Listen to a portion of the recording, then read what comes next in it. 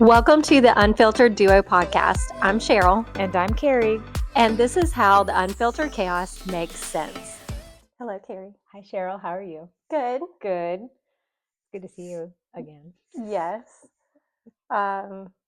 We've had a lot of people asking about the parenting and your kid's not cute, which isn't meaning your kid's ugly. It's just their behavior is not cute. Right. It's all behavior. Like, I have a lot of kids that I've worked with over the past couple of years, and I would never have said I met like a physically ugly child. They're all adorable. Like, I love all of That's so nice of you. I know. But their behavior is the cute or not cute They can be definer. hideous. Yes. Hideous kids. Yes. Their behavior can be absolutely out of control, and it's not cute. No. And I always look at the parent and I'm like, what are you doing? Mm-hmm. Like, by all means, my kids are not perfect. But if my kids are acting like assholes and being disrespectful and not listening to adults, like, they're going to hear about it. Yeah, and especially not listening to adults in like safety type situations. Right. Like when an adult is in charge of a situation, like a fire drill or something like that. Yeah. Like the time that you should be listening, I say this all the time, time and place. Mm-hmm. It's understanding, teaching your kid to know time and place. Like if you're in a fire drill, you shut your mouth and you do what is being asked of you. Oh. If you're at the playground and it's recess, run wild, run as fast as you want. Right. In the appropriate spot though, because too. Like don't get out of the area. Like you still have a boundary. Yeah, you have boundaries, and that's like kind of the kids that aren't cute are the ones that don't know how to respect boundaries. Yeah. Like they don't know what's appropriate and what's not appropriate, and it's a lot of the parenting that has to like instruct the kid and help them understand those boundaries. Yeah. I think and sometimes it's like a parent problem, I think. Sometimes I think that it's also, what would you call it? Like not a personality problem. It's like a defiant problem.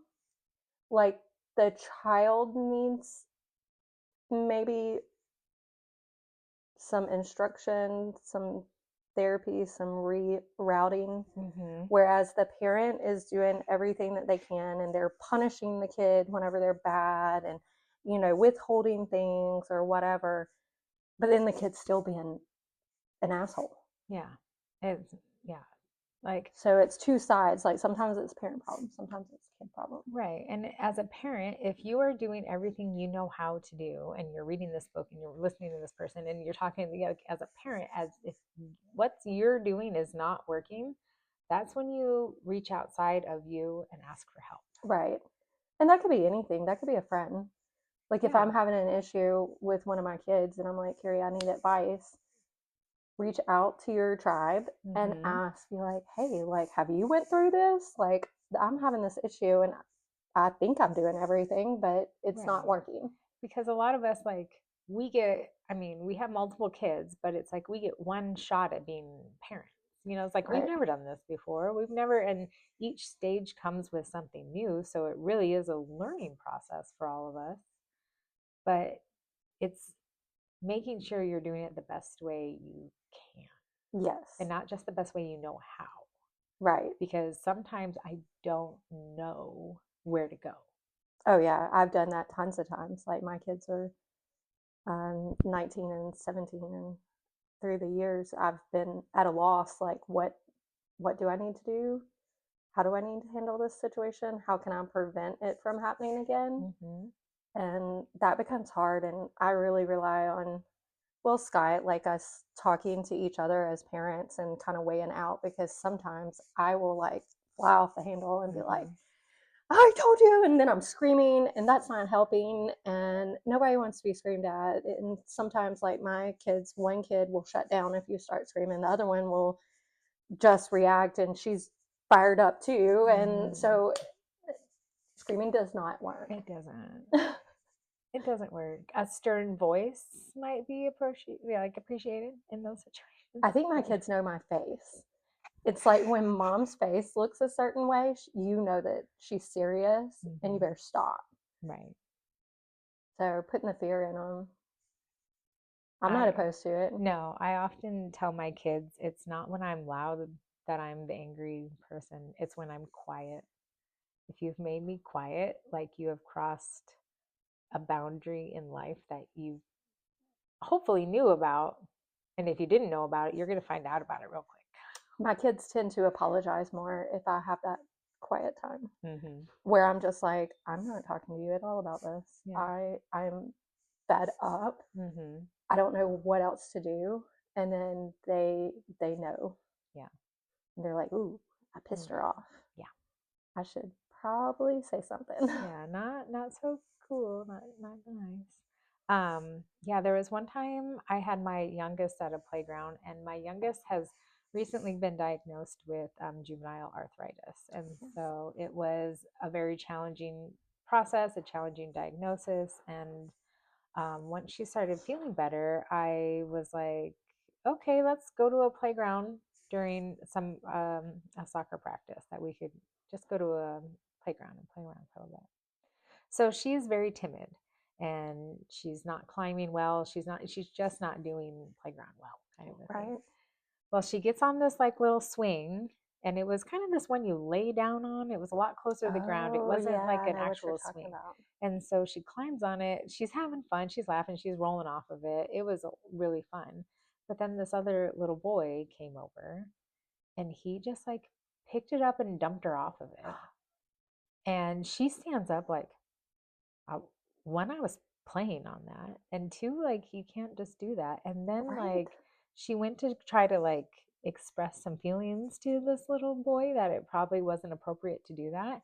And he let the swing go as she was going, and it hit her right in the shins. Oh. And then, like, he had He doesn't care. no clue. There was no remorse. There was no anything. I'm going to stop you for just 1 second. And I'm sure you did this. Did you look around to find his parent? Oh, I did.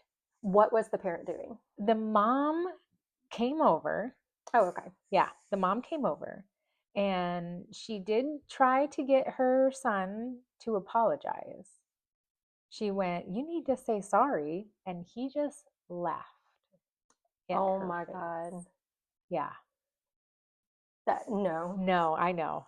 Like, that's my grab your arm and get really close to your face. And I'm like, we're going home. And that's your signal. I am not happy. You are in so much trouble. And like, I'll grit my teeth. My kids laugh about it now, but like, that was my way of getting my point across without also showing my ass in public. Right. So yeah, like he did that, and like the mom tried to do it, but he just laughed and kind of kept doing whatever he was doing. So like at that point, my little and I had taken a step back so we wouldn't get further injured. But she tried to say it again and do it again and just like turn him around. She was trying, but you could tell she hadn't tried hard enough to get the point across that he needed to apologize for his behavior.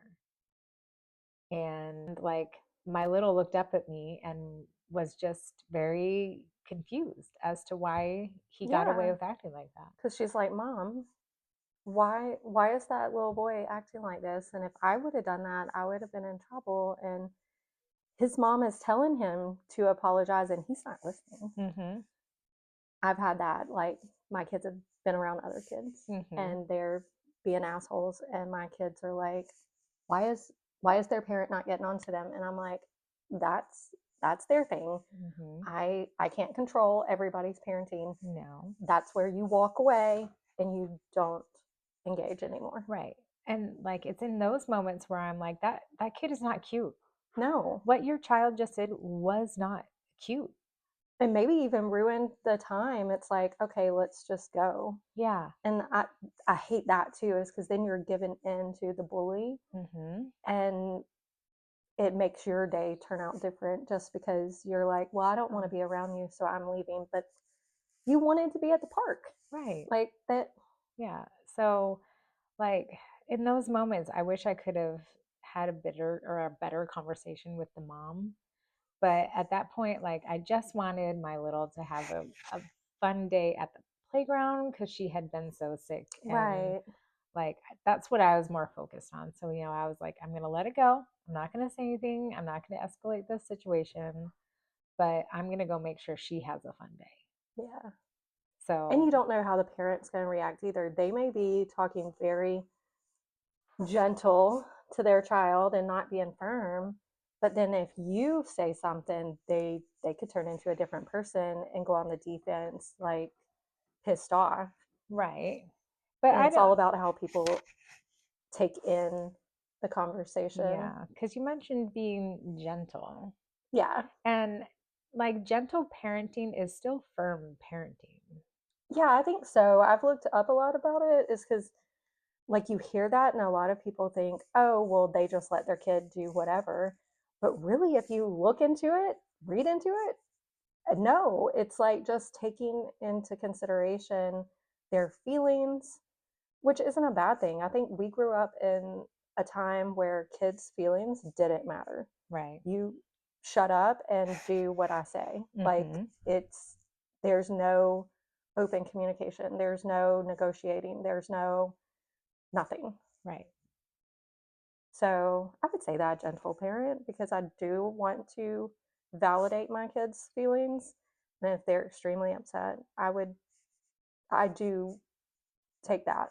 Yeah.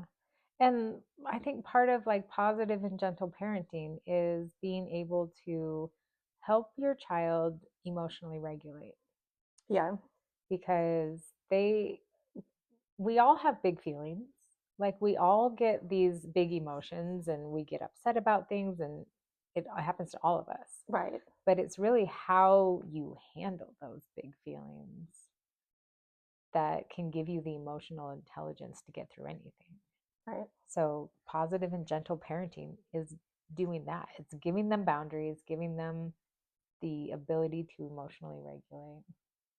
And validating.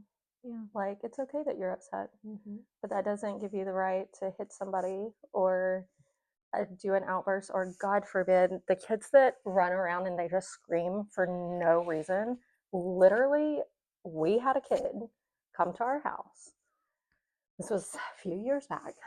And there was a lot of kids at the house. It was like a Halloween party that we let the kids throw. Mm-hmm. And so they're in the basement. All the kids are just, music's playing. They're giggling. They're having a great time. Mm-hmm. And all of a sudden, one of these kids just lets out this screaming, and he is running around like somebody is killing him. We went down there thinking that this child is hurt, and we're like, oh my gosh, what is going on? Right. And they're like, no, he's just screaming for no reason. I was like, you Mm, can leave or you yeah. can shut up. Like, do not scream. It is so rude to everybody else. And I can hear you all the way upstairs, where before I could only hear like giggling, light Yeah. Like stuff. kid. But Yeah. whenever I was like, I thought you were being murdered. No. Oh, no, yeah. And like, I feel like there is a time and a place for yelling, like kid fun yelling, Yeah. mainly outside, Yeah. not in a house or No. a restaurant, No. or even like the other night we were at a restaurant Mm-hmm. and it had a little arcade. Yes. And again, my little was off playing with another child that she met there. And we needed a restroom break. So I took her to the restroom. And the little girl that she was playing with came in the restroom as well and went into a stall. And then all of a sudden let out a blood curdling scream. And see, for what? For what? I have no idea. And if there is some kind of disability with the child, like I have seen that before, and I can totally understand. I never judge those parents because I'm like, I get it, like it's fine. Yep. But I know this little girl is because I was there with you. Yeah. And I wouldn't say if there was something wrong, it was not anything that you could tell. Like she played and interacted normally. Mm-hmm. And so Yeah. Yeah. And so I was standing by the sinks just waiting, and there were like two other adult women, and we all just froze because we were like, is someone else Is in the somebody in bath? there with her? Yeah, is Did they something hurt her? happening? Like, yeah. And so we waited for her to come out, and she just came out as normal, washed her hands. I was just like, oh, And okay. backstory, like with this child, we're going to talk about her on Mm, this. I wish her mother was listening. Um, I know for a fact there was nothing wrong with her. It was the fact that the mother was there, mhm. and it's a restaurant slash bar. So like around here, we can't have bars, but then they'll turn in like this restaurant does line dancing. They do just playing music. You can get up and dance. They have like a dance floor, or they'll do karaoke. So it's like a fun place, but kids are welcome as long as they're with their parent. And so in the arcade. So very cool atmosphere. Mm-hmm. But mom is offline dancing. Nobody's watching her child, which I believe this is probably typical in their household because she never came and checked on her Mm-hmm. when we were around. And that kid stole from your daughter. Mm-hmm. Like clearly she's at the arcade machine getting this big lollipop. It's all exciting. She's excited. And that girl literally, I watched her just reach her hand in and grab it and take off running. And I was like, her mother is about to meet me. Yeah, I was ready. That was one of those times that I was like, where's your mom? I know. I'm about to talk to your mother. Mm-hmm.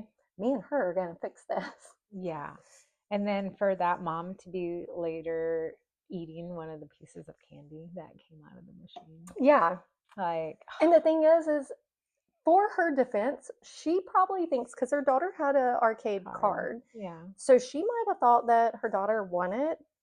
But that's the part that I'm kind of mad that we didn't go Yeah, over we and didn't say just be anything. like, hey, so we've been having issues.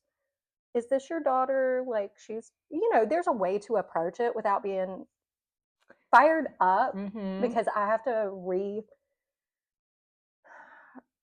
You have to I gotta emotionally control. regulate. Yes, Yes, I you have to need to emotionally emotionally regulate regulate before I before. approach Yeah. that parent because I'm gonna say something that I probably shouldn't say, Mm-hmm. and it could make the conversation go worse. Yes. And I mean, beyond that incident with the thievery, she was also like climbing on top of the air hockey table Yeah. at the arcade. Like, do you do that at your I think about kids that climb on objects out in public. Do you do this at your house? Do you Yeah. climb on the kitchen table? Do you climb and crawl around on the counters? Yeah. Like, Do you jump off your couch or yeah. sorry. I just, yeah. I died one episode, so you can die I this know, episode. Like, I feel a tickle in my throat. yes. Um, but yeah, I just wonder what goes on at home and what boundaries are given. Right. What kind of discussions are had before Mhm. going somewhere with your child? Yeah. Because I know when I had really little ones and I would try to go to a store or I'd go to the mall or just go wherever, there's certain stores you want to go into that it's not like a kid friendly experience per se because Right. there's breakable objects within reach. And I would always have discussions with my children before we went in. Yeah. I'd be like, this is a no touchy store. Yeah. Like, this is where you keep your hands to yourself. If you want to pick something up, you talk to me. We can handle it together so you can still get the experience you want, but in a safe Right. way. Oh yeah, I used to talk to my kids. I would call them pep talks. And we could be anywhere like so my husband's grandparents, one set of grandparents, they always had breakables, like they still do. Like it's not kid friendly at all. Yeah. But my approach to that is that's not their problem. That's my problem. And Mm-hmm. then what I have to do is teach my child not to touch the things that are there. Um, they actually always talked about like how well behaved the kids were, but I also always had those pep talks and was like, okay, we're going in here. Remember, don't touch anything breakable. Don't. We're here to visit. Stay Right. in the living room, kitchen, dining, wherever everybody is, but please don't touch anything. without Yeah. asking or, you know, Well, and that's, I mean, guidelines. watching that young girl climbing on the air hockey table and like literally taking the sides of it and shaking it. Like she was literally standing on the side of it, just like shaking the air hockey table. And I was just like, And I couldn't see her do it because yeah, it it was was just behind behind me. you. But literally, I was just like, your kid is not cute. This is No, not cute behavior. no. And like, I don't know, the mom's attitude too. And the little girl must have been telling her something about us because the mom like looked over at Yeah, us. And I just gave her this look like, don't even ask. Like, no. your kid is the problem, not us. But we are leaving, Yeah, so I know. we're Get done out of there. here. And we left not because of her, but just because it was time for us to leave. Yeah. So it's just things like that where it's like my one friend was telling me she was at a brewery and the parents had like the soccer team there, kind of a thing. You know, there was Okay, like a like little a end soccer of season team. Yeah. party kind of She thing. wasn't a part of it. Like she was at her own table and the party was over there. But they legit just let their kids run over the tables. Like run on the tables and like down the line of tables at the brewery. See, I would have snatched my kids so fast off that table. Yeah. Like Like, it's not appropriate. you you're not running on the table at home. Why are we doing this in public? Yeah. If anything, you should want your kids to act better in Mhm. public than they do at home. You Right. know, it's always that thing of, and I've had parents tell me, "Oh, your kids are so sweet." And I'm like, "They are sweet. Like I wouldn't call my kids bad, but I'm like, No. okay, so this means that they're actually putting in what I've taught them is be respectful. If you're at somebody else's house, it's their house. Like respect their property, Mhm. their things, them as a parent. Like don't talk however you feel like to them." Right.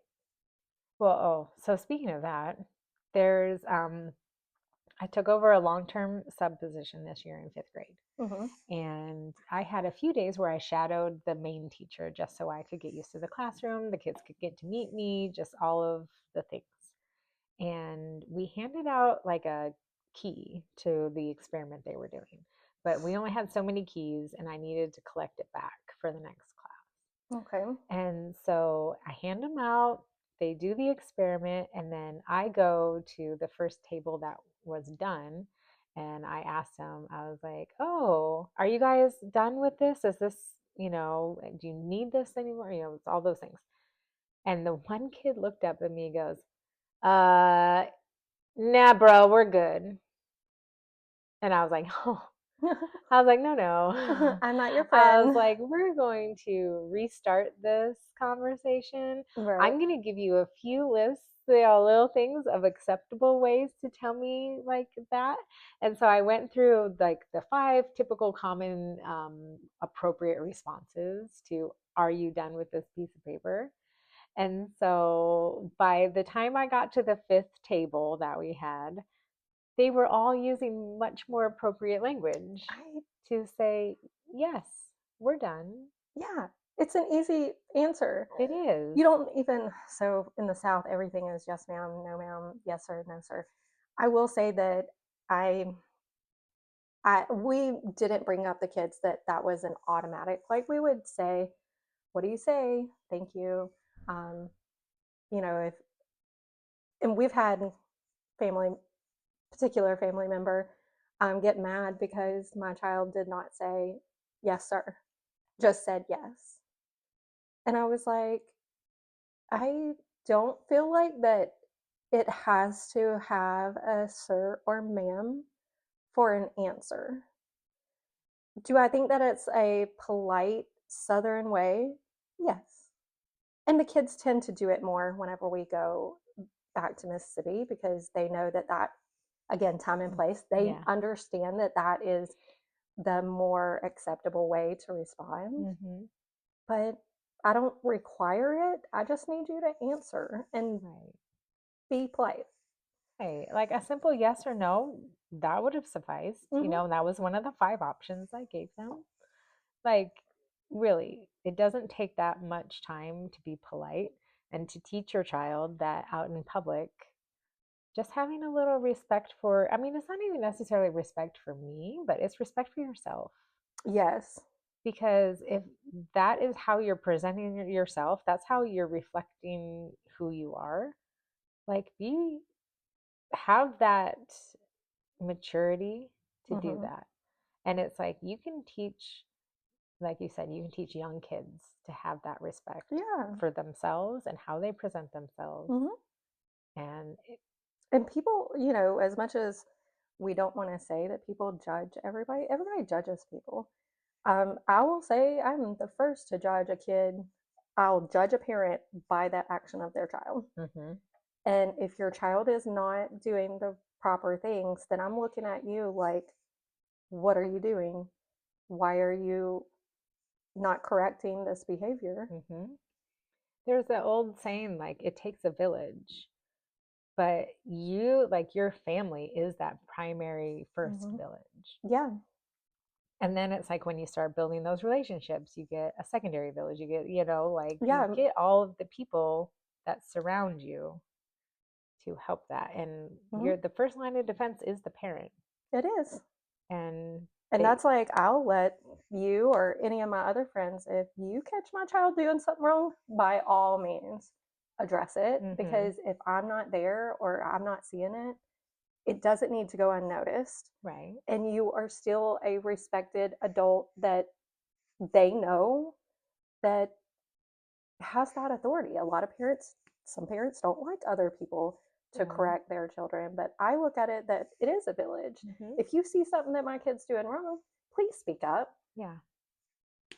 Yeah. I It mean, doesn't hurt anything. Now, if you were yelling and screaming and cussing my kid out, mm, we're going to have a mm, problem. That's not okay. no, that's not how you handle Or if you most pick them up situations. and beat them, like back in the day, belts were big and, Yeah. or heck, sticks, switches. Anything. Um, Yeah. like if you addressed it in a way that I wouldn't address it, then I'd be like, hey, well, if you laid hands, we Yeah. wouldn't be saying hey. No. Um, but I would just be like, no, that approach, like that's not what I do, but this is how I would have handled it. Right. But hopefully, if you get to the point where like you are correcting behaviors of like my kids or I don't know, Right. nieces and nephews, that type of a situation, you're gonna know. Yeah, you already know how they parent. Yeah. And so you can step in, have that conversation, Hmm. give them the appropriate boundary. Right. I mean, even like my example with the kids at school, I gave them five like acceptable choices. And it's just like, let's just level up your behavior a little bit, have some respect for the situation, and here's like, your five options of good boundaries. Yeah. Here is maybe five ways you could have done this rather than what you Right. just How you did. did. Well, that's also, so that kind of leads into something else I thought of is like the kids that run the parents. Mm, And I've seen kids out like just yelling at their parent. And I'm just like, does anybody else see what's going on? Like, it can be people that I don't know. Like, I don't have one particular person in mind, but I've seen this happen. And I'm like, I feel bad for the parent, first off, is because I'm like, you don't have a backbone and you're letting your child run over you. And I don't know where that stems from. Usually, I feel like it stems from something. They have some kind of guilt for their child, hmm whether it's like a parent has passed or a parent is not active in their life, or maybe they're having a tough time with something. hmm Like, there's some kind of guilt, I feel like, that makes parents act that way and like allow that. Yeah, and I can like, so I have a sister that passed away and she left two children. And I, like, in my heart of hearts, it's like, I'll let them get away with anything they want. Right. It's just like, yeah, they grew up without a mom, so I'm gonna let them do, Right. it's like They can do whatever they want. you do have that attitude sometimes. It's like they want 10 cookies, I'm gonna give them 10 cookies. Right. Like you have those feelings because they were dealt a raw deal with Right. that. And Eh, that does, but also I'm pretty sure that you've also made sure that your sister would want you to navigate and guide Right. and, be helpful. Yes. And Um, So Yeah. you know not to just let them do anything. But also, like cookies, that's innocent. Right. That's true. But it's just like, just because the kid has a raw deal kind of a situation, if Right. they don't have that, doesn't mean that they get to just behave however they want to behave. No, Like, no, you don't want them growing up like that, no. because it's like, if you just let them behave however they want to behave forever and not give them the healthy boundaries and not teach them socially appropriate behavior, Hmm. you're going to run into a lot of issues as adults. Right. Yeah. Especially if the, like, let's take the parent is not active in the child's life. They're still around, they're not active. Hmm. I think that guilt drives so many kids to not behave correctly because they're like, I only have one parent to deal with, and that parent isn't going to make me do anything. And then they just run over that parent. Mm, Like, I yeah. could see that happening. No, and I can, yeah. And especially like being a single parent, I've never been one, so I don't have that background, but being a single parent is probably exhausting. Oh, I'm sure. Like, Like, I Scott mean, deploys, and I am like, I basically am a single parent. I understand that I'm still married, right. but But he's I'm the not there in the only day to one here. day. Yeah. So, Yeah. like, dealing with the kids fighting, arguing, or sometimes you just like, you're like, is this even worth fighting? Now, I will say that pro- no, I still made them do right. Like, I'm not going to say that I didn't, but I would take each situation and how bad am I going to fight this? Pick your Is battles. pick the battles. Like, is this something that I'm mentally prepared to go fight? Or let's table it for later. Right. I can do that too, but it's very exhausting. Yeah. And I mean, I don't think it matters if you have one kid or 10 kids. It's going to be exhausting no matter what. Yeah, So, like, I get that you're exhausted, but you, as a parent, made a choice to be a parent, and you can't give up. Like, no, there's no giving up. So it's like, I understand the exhaustion. I understand where they're coming from in this, this, that, and the other. But giving your kids those healthy boundaries, right, giving them the ability to emotionally regulate, giving them just even those like little things where it's just like, when you're addressing someone in public, you say, excuse me, this, that, and the other, and you go up. Like, right. you don't just go up to them and go, hey, you, and then go. I had a student do that the other day Oh where God, they came up to me, and instead of like addressing me like as teacher, ma'am, this, that, and the like some sort of nice address, they literally chose, hey, you. And I backed him up, and I'm like, well, let's hey rewind. you too. Yeah, let's rewind just a little bit. Let's talk about, nice, socially acceptable ways of getting someone's attention. And so I gave him a little list of which ones they could pick. They picked one, and we just moved on with the conversation.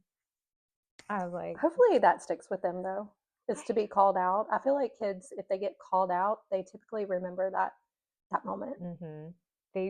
I think they do, because ever since I did the like one where I was collecting the paper, Hmm. they haven't collectively done that. Right. It's been a much more like, oh, she expects this type of communication. I'm going to use that type of communication. Yeah. So, and it's like, I always address them by their names. Right. And I had 75 names to learn. It's like, They be had respectful one. of me. Like, I always believe that there's a lot of parents that do believe, like, I don't owe my kid anything. No, you do. You owe them respect because that's the first line of them understanding respect. Mm-hmm. Is if you're giving them respect and teaching them to give respect back, it starts molding that. It does. And I mean, it starts at home too, It does. like 100%.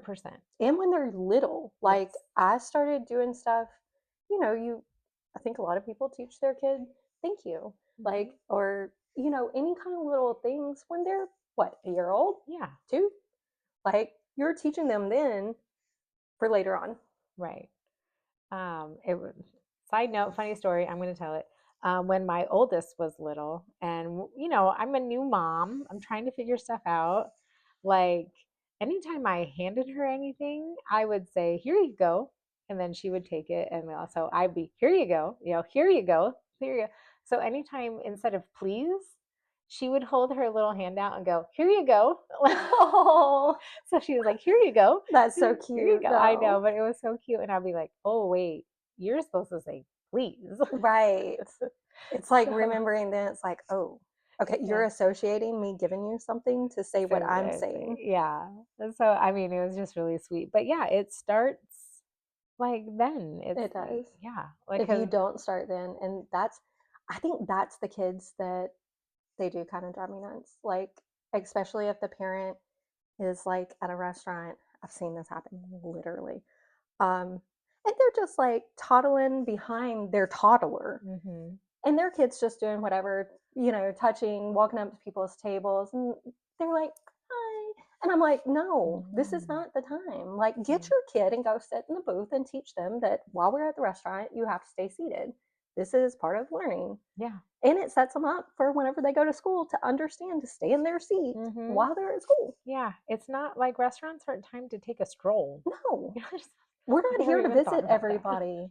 It's not- You're not checking out other people's dinners. No. Like Like I want to sometimes. Hey, right, what did I you get? know. Like Um, I might order it that. would be an interesting concept for a restaurant too, though, to be like, this is strolling where you just come to mingle and make friends. Like a parade walking.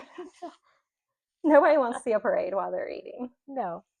Or a toddler that's staring Oh, at them and then the parent it, is like not making them keep going. That's another thing is yeah, okay, you're behind your kid, but then you're letting them stop and interrupt everybody. I think that's rude. it is rude. It is rude to expect complete strangers to stop what they're doing and like address your child during like I mean if we're out to dinner and I'm having a conversation with friends and like one not everyone gets to have that experience all the time. Hmm. So if that was a special event for like me going out, I don't want to like my time is precious and I want to make sure that like I'm again having the experience I want to have. I don't need to be interrupted by you pretending your kid is cute and I need to stop what I'm doing To pay to attention to pay them. attention to your not cute kid at this point. No. And like you're also not being cute as Yeah. the adult. Your parenting is not Your cute. parenting is driving me nuts. Yes. However, if it's a like family picnic outing Oh, where we're all mingling, we're having a good yeah. time. Like nobody's sitting down, like you're just Yeah. hanging out. Yeah. Like if your kid then comes up to me and has like a stick they want to show me that they I Yeah. am more than happy to look at your kid's stick collection. Time and place. Yes, time and place. Because like my kid used to collect rocks and I would have to sit and look at her rock collection and I was more than happy. Yeah. But like if I'm out at a restaurant, I don't have time to look at your kids' fun sticks that No. they brought. No. And especially if I saw people out, like I don't know, you're invading people's time. Yeah. It's rude. Yeah. Like it's not cute. It's No. not no. Oh, I got another one. Kids that lie. They're like habitual liars. Like they know that you know Mhm. the right thing, but then they'll ball face lie to your face. Mhm. That drives me insane. Yeah. No, it really does. And like I have had students at school flat out lie to me when I watched them do what they weren't supposed to be doing. Yeah. And it's just like it's so frustrating. And then they'll act sorry and I Yeah, I'm like like, you're not sorry. You had a choice to lie or not lie, and you chose to lie. yeah. Like, you knew what you were doing. And lately I've been calling them out. They're 10, 11-year olds. So at this point they understand lying versus Absolutely. not lying. So lately I've been calling them out where like if they've broken a rule, a classroom school rule, like a known rule, not just Right. like something I made up. Don't do that. But like a known rule, if they break it and I catch them, they'll like pretend they're all sorry. They'll be like, I'm Yeah. sorry. And I'm like, Mm, are you though? And I'll say that to them. I'll be like, because this isn't the first time you've broken this rule. right. So sorry implies that your behavior is going to change.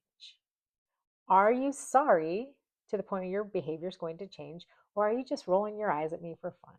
Right. Like, Yeah. the amount of kids I've had roll their eyes at me, like I've called them out on that too. I'm like, this is not a time You and a just place. want to choke them out. Like like Yeah, in I'm not allowed reality, to. I'm not going to choke kids, but like I want to choke them out. I'm like, oh. Yeah, no, I have never touched a child at school. No I am children have a been safe harmed. space. Yeah, Like, no. The yeah. lying though drives me nuts. And then if the parent is like not really addressing it, they're Hmm. like, oh, they always lie. I'm like, when did this become acceptable? Right. Like that's our number one rule in our house since the kids were little. Don't lie to me. Yeah. Don't lie to me.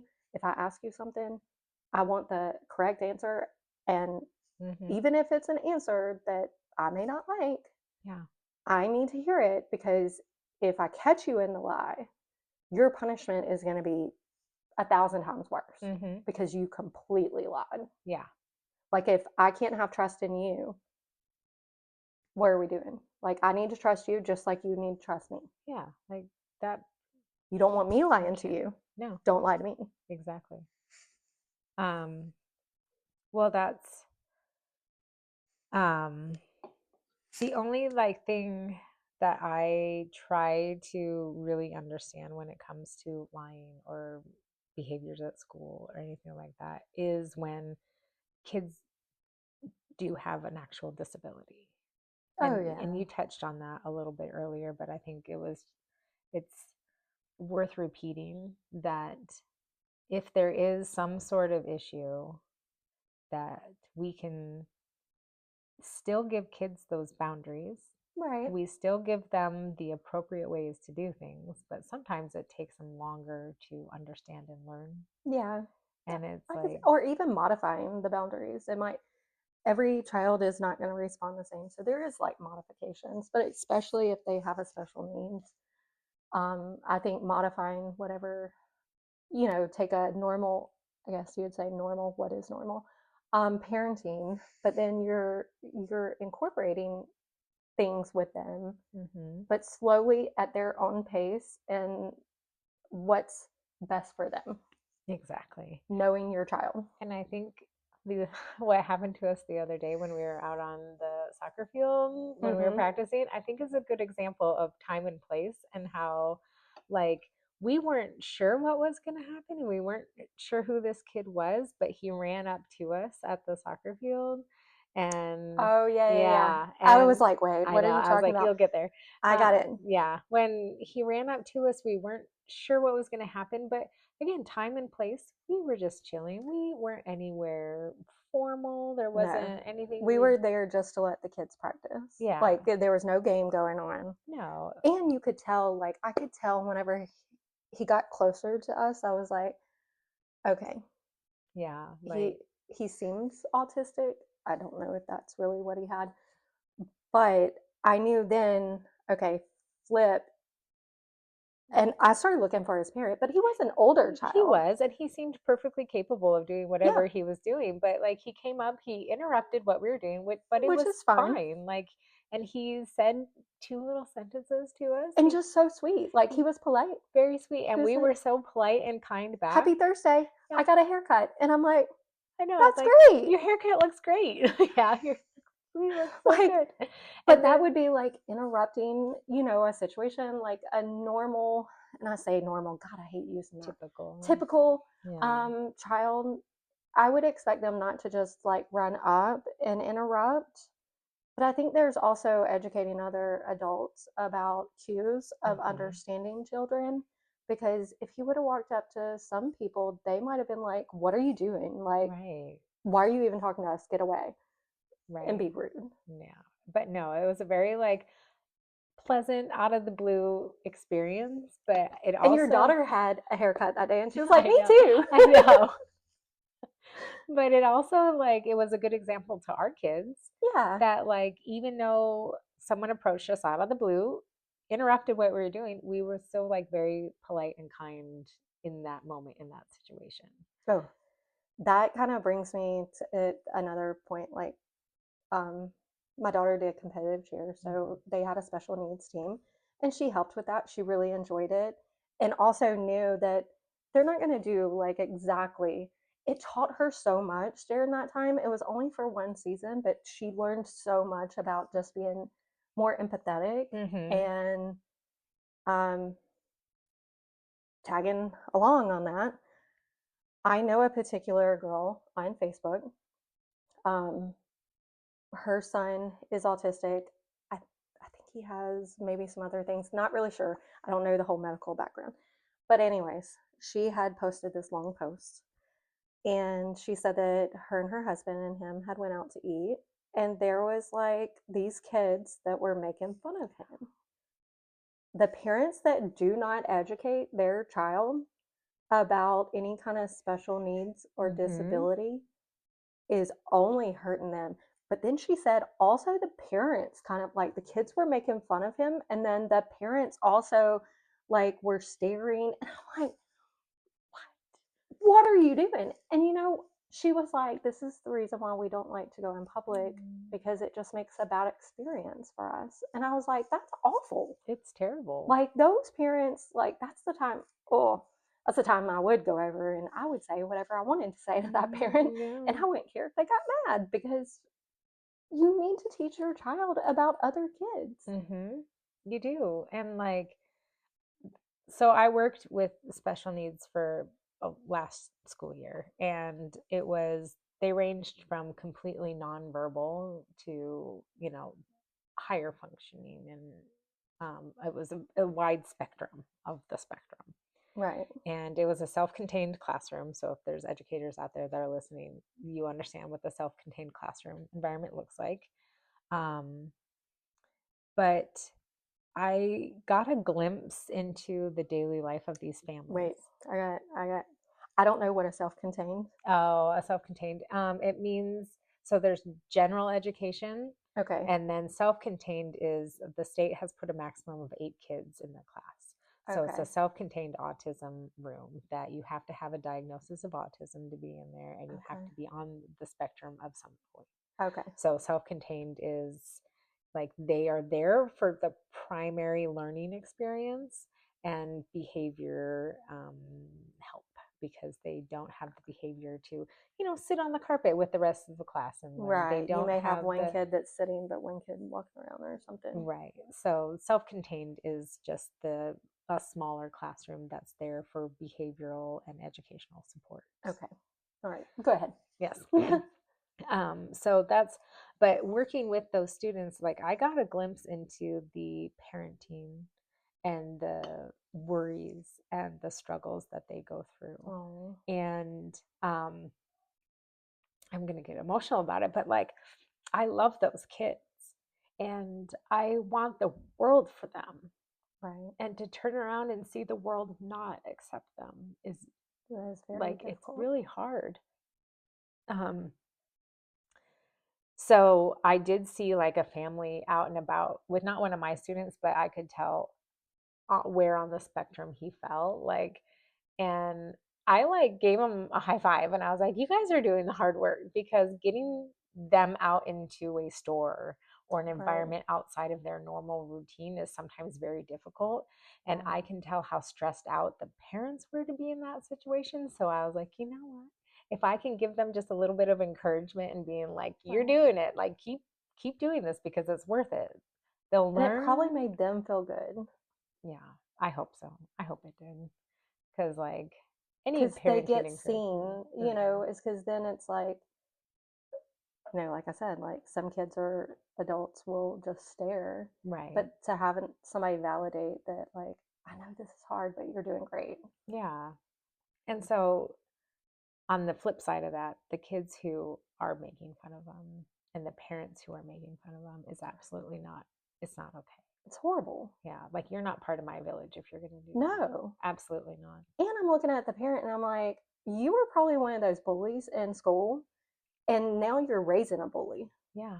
Like, that's not okay either. No. It's Somebody never called you out, and so now you got a kid that's the same way. right. And then they get into an environment away from the parents in a school, if you're in school. Mm-hmm. And I mean, if any of my current students were to say anything rude about somebody with a disability, you know, like 1,000% I would step in and correct them. Oh yeah.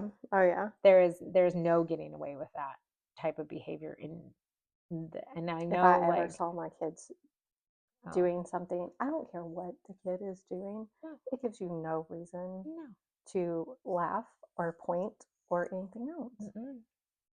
no. And like I really use those moments like if my child that comes to me and doesn't understand a situation, Mm-hmm. like they will ask me.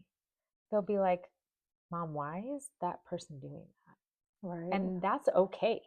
Like to ask that question to me, I'm sure even like most parents of children with other disabilities or behaviors, like they are more than happy to talk to you about it. Yeah. Like they are understanding, like as long as you're understanding of what's happening and you're not there to criticize, but you're there to learn and to educate and support, like that's the village we need. Yeah. And also just, I think it's also recognizing when someone does have a disability. We're kind of like all over the place, but We are a little bit, but that's okay. like recognizing it because it's teaching your child how to recognize it and being more understanding versus if they're not aware. You know, it could be any kind of disability. They might be missing an arm. Yeah. They might be missing a leg. Um, I had an eye patch one time. I had eye surgery and had to do that for weeks. And kids would like stare and point, and I'm like, why? Why? And why are you letting your kid do it? Right. Like, I didn't care, but if I was a child, I would have cared. I would have felt very bad. Well, that's my little who was diagnosed with arthritis at some points at school. She does have a walker that she uses to help her get around. Mm-hmm. And one of her classmates made a comment about how her legs don't work and was making fun of her for it. And it's just like, what world are you being raised in? Yeah. Like that is not a cute behavior at all because it brought my little girl to tears. Like Yes, she was because this upset is about very it. hard for her. She went from being running, doing typical things to having a holdback. And that's hard, probably mentally, just for her to be like, I can't do that right now, Yeah. you know, and sad. Yeah. And so having to turn around and have someone make fun of you, like Wow. I'm sure it's hopefully, I mean, hopefully it never happens again, but it might. Well, you need to go have lunch. I did that. Kylie had ceratosis. I think that's how you say it. But I had it as a child, and it's like these little baby bumps. And this little girl made fun of her at school. And I was like, I'm coming to eat lunch with you tomorrow. Yeah. I was like, and you're going to show me who this little girl is. And I didn't go there to bully the little kid, but I went there to get a point across. And so I went and I had lunch and I asked her, I was like, which one is the little girl? And she was sitting near us. And I was like, hey, you know, Kylie said that you made fun of her because she has bumps on her arms and that she's ugly because of it. I was like, that's not really nice. I was like, and she can't help that she has that. I used to have it as a kid. And so she got it from me. Yeah. And I was like, that's really hurtful. And you shouldn't be treating people like that just because they're different in an area. Yeah. And she was like, I bet you that kid, I don't remember her name, but I can almost count that because I called her out on it, she remembered it. Yeah. And you're not calling her out to like be mean or angry or overbearing, like none of that. But it's like giving her the hey, this this isn't a boundary that you should cross. You know, No. like if somebody's different than you don't Yeah. say rude things. No, it doesn't matter what's going on with somebody else. Like it can be how they're walking, how they're running, how their skin looks, Right. maybe different colored hair, eyes are a different color. Like kids will pick apart other kids. They will. And I cannot stand those kids that do that. It's like, No. what are you missing at home that you're trying to tear down all the kids around you? Right. And it kind of goes back to what we were talking about at the beginning, where it was like we want like the parents to get help if they're struggling with raising their kids. Yeah, and don't be afraid to reach out about it because, and I think that's another thing as parents feel, I think it's like if I have to ask for help, I'm not doing the right things, or Mhm. I'm failing. And it's not failing. It's failing if you don't speak up and ask. Right. It's not failing to reach out to a counselor at school, No. or a therapist, or a friend, or a family member. Like any of that No. is acceptable. And if anybody's judging you because you reached out, Yeah, that you don't need them again, anyways, and you need to cut them off right then. they're not cute. No. Like, no, and that's where it's like building that village and finding the village and Yep. reaching out for the help you need. Absolutely. Because we're all struggling. We are. And like all behavior is communication. Yeah. And if your child is behaving in a way that you don't understand and you can't figure out, get somebody around that specializes it. Get Right. somebody who's seen it before. Like, Yep. find the help you need to get your kid the help they need. Yep. I like it. Yeah. It's nothing to be embarrassed about. No. Get the help. Find the help.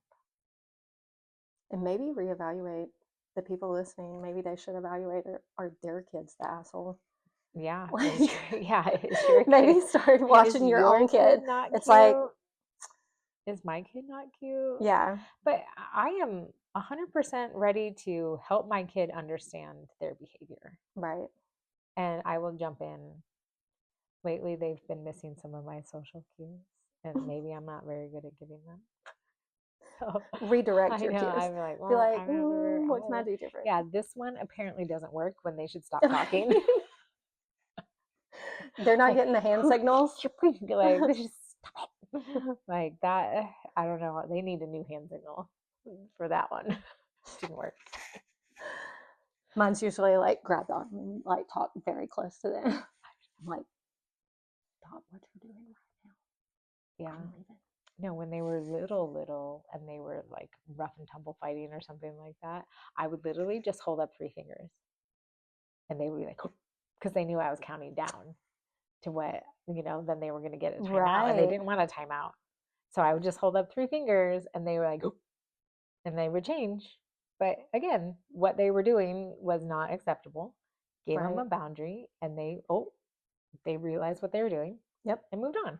Yep. I didn't hold it against him. I'm not, they hardly needed timeout after that when they needed. That's a very good control, like cue for them to know you're not yelling. No, I didn't. You're not even really addressing it. You're just like, yeah. Yeah. And they know. Yeah, they knew that meant they weren't doing right, and they get a timeout, and they didn't like a timeout. So they stopped. It's so hard to sit on the timeout step. Right. Oh. Wait, can we do that with teenagers? I have had my kids, if they're older, so if they act like a little child, I will literally make them stand in the corner with their nose in the corner. And I've done that before. Yeah, think about yourself for a minute. Because I'm like, obviously this used to work whenever you were little, so we're going to try it again. Mm-hmm. So, yeah. So get the help you need, figure it out, put those boundaries in place. Yep. And your kid will be a lot cuter. Yes. Everybody else will be happier around them. Mm-hmm. And I think you'll be happier. You'll be happier with your kid. Like, yeah. Like, no one wants their kid to get suspended or anything like that. So it's like, literally just give your kid the boundaries and get help. Yeah. You'll be happier. Self-reflection. Mm-hmm. All the things. All right. Well, yeah. I think we covered everything. I think so too. Sounds like it was a nice Sunday that we can go enjoy the rest of the day. I know. Yay. Yep. Cheers. Cheers. Thanks for tuning in to the Unfiltered Duo podcast. If you enjoyed today's episode, be sure to subscribe, leave a review, and share it with a friend who might enjoy it too. You can follow us on all social media platforms for updates, behind the scenes, and more content. Got questions, feedback, or a topic you'd love for us to cover? Reach out at unfilteredduopodcast@gmail.com. We'd love to hear from you. Until next time, stay curious, stay inspired, and keep listening.